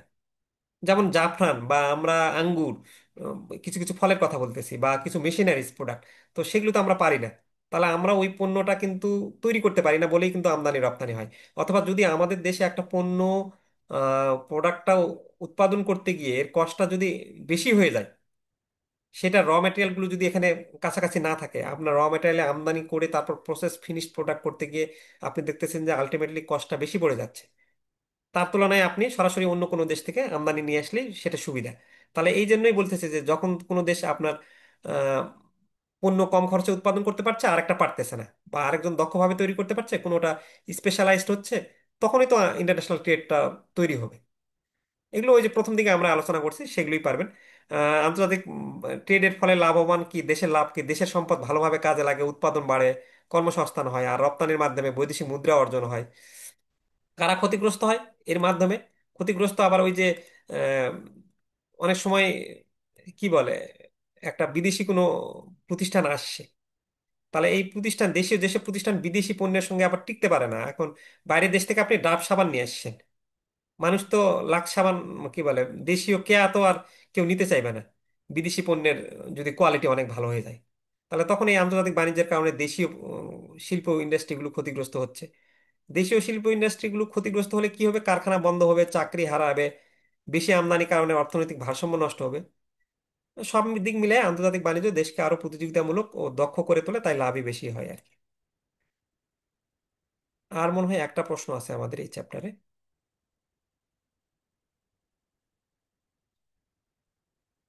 এই ছিল আমাদের ফার্স্ট চ্যাপ্টারের আলোচনা। আমরা এখন আর 15 মিনিট ব্রেক দিয়ে 11টা 20-এ আমরা সেকেন্ড চ্যাপ্টারটার আলোচনাটা শুরু করব। ওখানে শুধুমাত্র পেইড যারা গ্রুপের তারা ক্লাসটা করবে। আর আমাদের এই ফার্স্ট অধ্যায়টা, আমাদের যদি হ্যান্ডনোট কেউ না কালেক্ট করে থাকেন, এআইবিবির হ্যান্ডনোটগুলো আমাদের চলে আসছে, আমাদের চলে যাচ্ছে। আম, আর যদি কেউ নাও কালেক্ট করেন তাহলে তো ফার্স্ট ক্লাসটা পড়লেন, আমাদের ফ্রি পিডিএফটা গ্রুপে দেওয়া আছে, বা ওখানে আপনারা মেসেজ দিয়ে দিবেন, আমরা দিয়ে দিব। ওই ফ্রি পিডিএফ এর সাহায্যে আমরা যেটা পড়ালাম এটা যদি আপনি আজ অথবা কালকে দেখেন তাহলে কিন্তু আপনার ফার্স্ট চ্যাপ্টারটা কমপ্লিট হয়ে যাচ্ছে। আর যারা পেইড গ্রুপের মেম্বার তারা তো পড়তেছেন। সেকেন্ড চ্যাপ্টারটাও খুবই গুরুত্বপূর্ণ, আমরা আজকে সেকেন্ড চ্যাপ্টারটা আপনাদের কমপ্লিট করে দিব, তার ফলে আপনার আর এত প্যারা নেওয়া লাগবে না বিষয়টা বুঝতে আর কি। ইনশাল্লাহ আপনাদের একটা কথা বলবো। ক্লাসেই, হ্যাঁ একটু দাঁড়ান, ক্লাসেই আপনার পড়াটা হয়ে যাবে। আর বইগুলো আমরা সবাইকে পাঠিয়ে দিচ্ছি, যদি কেউ 1-2 দিন দেরি হয় তাহলে সেক্ষেত্রে একটু ওয়েট করবেন, ইনশাল্লাহ পেয়ে যাবেন, সিরিয়াল বাই সিরিয়াল পেয়ে যাচ্ছেন। কিছু ক্ষেত্রে 1-2 জনের এইরকম হচ্ছে যে ওখানে কুরিয়ারে গিয়ে ওখানকার কুরিয়ার উনি পাইছেন কিন্তু উনি জানান নাই, মানে আমরা পাঠিয়ে দিয়েছি অনেক আগে। এক ভাইয়ের ক্ষেত্রে এরকম দেখলাম যে ওনার ওখানে 22 তারিখে চলে গেছে, বাট স্বাভাবিকভাবে ওনারও খারাপ লাগবে, 20 তারিখে অর্ডার করছেন উনি, 3-4 দিন হয়ে যাচ্ছে পাচ্ছে না, আমরাও জানি না। ওইদিকে ওখানকার ওই থানার লোক প্রোডাক্ট নিয়ে এসে ওই রাখে দিছে, সে ফোনও করে নাই, অ্যাও করে নাই। পরে আমরা এখানে দেখে অনলাইনে দেখতেছি যে এরকম ভাবে আছে। তো সবার জন্য রইল শুভকামনা। কারো কোনো প্রশ্ন থাকলে বা কোনো কিছু বলার থাকলে এবার বলতে পারেন। জি স্যার, আমি বলছিলাম যে বেসিক অ্যাকাউন্টিংটা কি পাঠানো শুরু করেছেন স্যার? না, ওইটা তো আমরা পাইছি 14 বা 15 তারিখের দিকে। আমি ওটা নিয়ে কাজ করতেছি, ওইটা আমি মিনিমাম 1 তারিখের মধ্যে মনে হয় কমপ্লিট করব, দেন প্রেসে দিব। তারপর প্রেস থেকে আমি 5 তারিখের দিকে ওইটা, আচ্ছা আচ্ছা, 5 থেকে 10 তারিখের ঠিক মধ্যে আছে। পাবো। মানে আমি যদি পারতাম 3-4 দিনের মধ্যেই বই কমপ্লিট করে ফেলতে পারতাম, কিন্তু মানের দিক দিয়ে খুবই খারাপ হয়ে যাবে। অ্যাকাউন্টিং এর একটা মতো বই, কোন অঙ্কগুলো ধরবো না ধরবো আমাদের দেখতে হচ্ছে, কোন জি প্রশ্নগুলো জি। সমাধান করবো, বা প্রশ্নের অ্যান্সার গুলো তো জাতা মাতা, মানে জাস্ট গুগল ট্রান্সলেট করে দিলাম, আপনার অ্যান্সার পড়তে গিয়ে দাঁত ভেঙে যাচ্ছে। ওইটা তো করা জি। যাবে না। এখন আমি দেখলাম এবার ইভেন আপনাদের এরকম হয়েছে যে পরীক্ষা শেষের মাত্র 10 দিনের মধ্যে ব্যাংকিং ডিপ্লোমা সাকওয়াত সে 24টা বই বের করে ফেলছে। আরে ভাই, তুমি কেমনে 24টা বই পরীক্ষা শেষে 10 দিনের মধ্যে বের করতে পারো, বাংলা ভার্সন ইংলিশ ভার্সন? তাহলে ওই বইয়ের কোয়ালিটি ওই আগের বছরে যা আছে সেইভাবে রাখে দিছে। কিন্তু আমরা এবার জেবিবির বইগুলোতে কি করছি, প্রত্যেকটা বইয়ে কিন্তু আপনি দেখবেন যে 3 স্টার, 2 স্টার, 1 স্টার, গুরুত্বপূর্ণ কোন অধ্যায়গুলো পড়বেন, তারপর কোন টপিকস পড়বেন এই পর্যন্ত বলে দিয়েছি। তাহলে আপনি একটা প্রশ্নের, মানে একটু যদি বিগত বছরের প্রশ্নগুলো ইনক্লুড বা যাচাই বাছাই করতে মিনিমাম তো 1 মাস সময় লাগবে। আপনি কেমনে 15-20 দিনের মধ্যে বই বের করেন? আবার 4 বছরের আগের ভিডিও দিয়ে বলতেছে যে আমার বই কেনেন, ভিডিও ফ্রি পাবেন বা অমুক তমুক। 4 বছরের সাথে আপনার এখন কোনো টপিকস মিলে? তো এখন ঠিক এগুলো ঠিক। তো যারা বোঝে তারা তো ঠিকই বোঝে আর কি। তো আমরা ওইটা অ্যাকাউন্টিং নিয়েও ভয় পাবেন না, অ্যাকাউন্টিংটা আমরা ইনশাল্লাহ ওখানে প্রসেস আছে। আর কারো কোনো বিষয় থাকলে বলতে পারেন। আসসালামু আলাইকুম স্যার। ওয়ালাইকুম আসসালাম। হ্যাঁ, গ- গতবার একটা সাজেশন পাইছিলাম যে টেনে টুনে পাস, নিরাপদ পাস, এরকম একটা সিস্টেম ছিল। তো ওটা কোথায় পাবো এবার? ওইটা আমি ইনশাল্লাহ এবার ফার্স্ট পার্ট, ওইটা কি আপনি সেকেন্ড পার্টের জন্য বলতেছেন, তাই তো? Second part, second part. আচ্ছা, ও, এবার আমরা ওই যে গতবার আপনাদের যেটা ফার্স্ট পার্টের জন্য করছিলাম সেটা তো আমি এবার বইয়ের মধ্যেই দিয়েছি। আর সেকেন্ড পার্টটা নিয়ে কাজ, মানে ওইটা ওইভাবে করতে গিয়ে অনেক দেরি হয়ে যাচ্ছে। ওটা আমি কিন্তু গতবার পিডিএফ আকারে দিয়েছিলাম, তো আপনাদেরকেও এবার ইনশাল্লাহ পিডিএফ আকারে দিব, কিন্তু একটু সময় দিতে হবে। ওইটা তো করতে গেলে মানে অনেক সময়ের ব্যাপার, আমার ক্লাস, তারপর এগুলো চিন্তা ভাবনা, ওইটা আবার করা, তো আমাকে মিনিমাম 1 মাস সময় দিতে হবে। 1 মাসের মধ্যে আমি কিছু কিছু যেগুলো রেডি হয়ে যাবে তখন আপনাদের গ্রুপে থাকেন, আমি ওগুলো গ্রুপে দিয়ে দিব আর কি। পেইড গ্রুপে দিয়ে দেবেন নাকি? পেইড গ্রুপে না, মানে নর্মালি এবার আমি সবার জন্যই দিব। তারপর এবার যেমন আমরা এই জেআইবিবির যারা আমাদেরকে পেইড যারা নিছে তারা তো দিব, ফ্রি যারা আছে তাদেরকেও দিব। জেআইবিবির ক্ষেত্রে আমরা বই দিয়ে দিয়েছি। এবার মনে হয় আমরা 2টা দিব, পুরোটা কমপ্লিট করব না। আর এআইবিবির ক্ষেত্রেও আমরা এবার চেষ্টা করব তবে ওগুলো আমরা নর্মালি কি বলে আপনাদেরকে অ্যাভয়েড করতে বলি, কিন্তু তারপরও অনেক ব্যাংকার দেখলাম যে আমার এই ফাঁকি ঝাঁকি বুদ্ধি আপনি যেমন মনে হয় ফলো করছেন, বা একটা দেখলাম আমি বরিশাল থেকে এক ভাই ওইরকম আমরা দিয়েছিলাম যে 5টা চ্যাপ্টারের মধ্যে ওএম এর আপনি 3টা চ্যাপ্টার ফলো করেন, ইনশাল্লাহ পাস হবে। তো নর্মালি আমরা অ্যাভয়েড করতে বলি, কারণ প্রশ্ন কঠিন হয়ে গেলে তখন ওটা আবার রিস্ক হয়ে যায়। কিন্তু অনেক সময় ব্যাংকাররা এমনও হয় যে আপনার এত ব্যস্ততাতে লাস্ট 10-15 দিন আগে পড়তেছে, বেশিরভাগই তো তাই হয়, বা 15 দিন আগে পড়া হচ্ছে, তখন আমাদের রিস্ক নেওয়াই লাগে। বাট ওইটা আমাদের দোষ দিতে পারবেন না যে স্যার আপনি তো এরকম ভাবে করছেন বা অমুক তমুক বা এটা বলে দিলেন। ওইটা একটু রিস্ক থাকে। আমরা ওভারঅল বলি যে বইটাই আমরা ছোট করছি, এতটুকু বই আপনারা একটু পড়বেন। তারপর দিব, আমি বলবো অবশ্যই। একটা কোশ্চেন ছিল স্যার। হ্যাঁ বলেন। সেটা হচ্ছে একটা সাবজেক্ট বাংলায় দিলাম, অন্যটা ইংলিশে দিলাম, এতে কি কোনো সমস্যা হতে পারে? কোনো সমস্যা নাই, আপনি একটা সাবজেক্ট বাংলাও দিতে পারেন আর একটা সাবজেক্ট ইংলিশে দিতে পারেন। পরীক্ষার জাস্ট ওই মোমেন্টে আপনি কি চিন্তা ভাবনা করে শুরু করলেন সেভাবে দিবেন। কিন্তু অবশ্যই আচ্ছা। আগে থেকে মাথায় প্ল্যান করে যাবেন, ওইভাবে আপনি প্রিপারেশনটা নেবেন না, হ্যাঁ, হঠাৎ সেটা করে গিয়ে আছে। ইয়ে আর হবে। একটা হচ্ছে আপনাদের বই অর্ডার করার সময় আমি একটা ইংলিশ একটা বাংলা এরকম যদি বলে অর্ডার করি, কোনো কি মানে ওইভাবেই কি পাওয়া যাবে? হ্যাঁ ওইভাবেই পাওয়া যাবে আপু, আপনি যে কোনো বই মানে মিলাই নিতে পারবেন। ইভেন আমাদের অনেকে এরকমও করছে যে ব্যাংকে কলিগ এআইবিবির বইয়ের সাথে জেআইবিবির বইটাও নিয়েছে, ওরা 4টা বই নিয়েছে, হয়তো বা আরো 2জন কেউ নিবে 2টা বই, আমরা দিয়েছি একই ডেলিভারিতে, 6টা বই আচ্ছা, পর্যন্ত আমাদের একই মানে কস্ট। চার্জ, কিন্তু আমরা ওইভাবে মানে সংখ্যা বেশি কম এটা কোনো বিষয় না। জি জি আপু, বুঝিনি। মানে যে মানে দুই ধরনের পরীক্ষার বই আমরা একই ডেলিভারি চার্জে অর্ডার করতে পারবো, মানে জি জি আমাদের তো অনেক পারবেন। colleague থাকে, পারবেন। দেখা যায় তারা অর্ডার করতে চায়, তাহলে আমরা একসাথে অর্ডার করলাম। হ্যাঁ একই সাথে অর্ডার করলেন, আপনার কস্টটাও কমে গেল।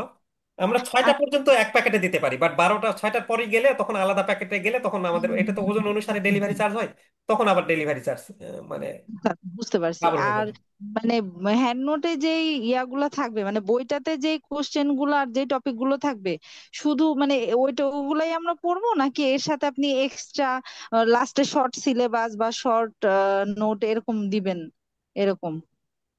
আচ্ছা, এর চেয়ে তো আমি পরে লাস্টের দিকে কিছু কিছু চ্যাপ্টার বলি যে এই চ্যাপ্টারগুলো গুরুত্বপূর্ণ, ফার্স্ট পার্টে যেমন ওদের পড়ছিলাম, তারপর এই প্রশ্নগুলো বেশি ইম্পর্টেন্ট বলে দেই কিছু কিছু ক্ষেত্রে। তো তখন আমি যেটা নর্মালি প্রিফার করি যে এই হ্যান্ড নোটটাকে আর ছোট করাটা উচিত হবে না, কারণ হ্যান্ড নোটটাই 60-70 পেজের।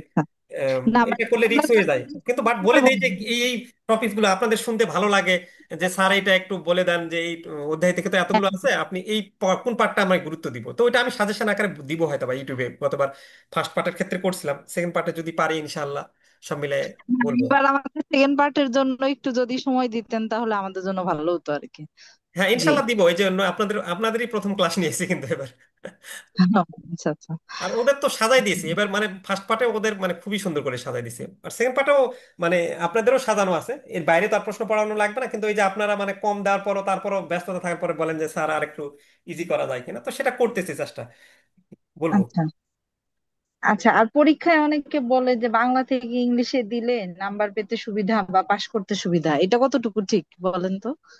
এগুলো আসলে ভুয়া কথা বাজারে ছড়ায়। আসলে আমরা গতবারে দেখলাম যে আমাদের হ্যান্ডনোট 2000-এর মধ্যে 1200-র উপরেই কি বলে 1300-1400 বাংলায় গেছে। তো এত ব্যাংকার যদি ফেল করতো তাহলে তো কেউ প্রতিবারে বাংলায় পরীক্ষা দিত না, একটা এক।